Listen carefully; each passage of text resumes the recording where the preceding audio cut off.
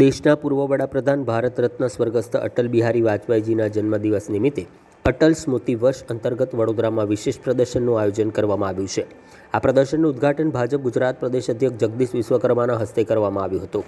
ભાજપ અધ્યક્ષ જગદીશ વિશ્વકર્મા વડોદરામાં ઉપસ્થિત રહ્યા હતા. તેમણે અટલ બિહારી વાજપેયીજીના જીવન, વિચારો અને દેશ સેવામાં તેમના યોગદાનને યાદ કરી જણાવ્યું હતું કે અટલજીના આદર્શો અને વિચારધારા આજે પણ દરેક કાર્યકર્તા માટે પ્રેરણા સ્ત્રોત છે.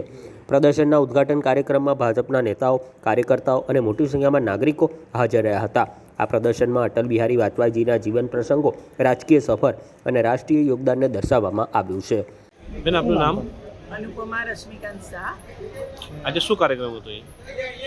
આજે અહીંયા પોલીસ સ્ટેશનમાં પીઆઈ મયુર પટેલ સાહેબ પાસે શ્રી પ્રબોધચંદ્ર સુરી આચાર્ય શ્રી પ્રબોધચંદ્ર સુરી મહારાજ સાહેબ અહીંયા આશીર્વાદ આપવા માટે પધાર્યા હતા. એટલે એમણે બધાને મંગલિક સંભળાવ્યું અને આશીર્વાદ આપ્યા છે બધાને.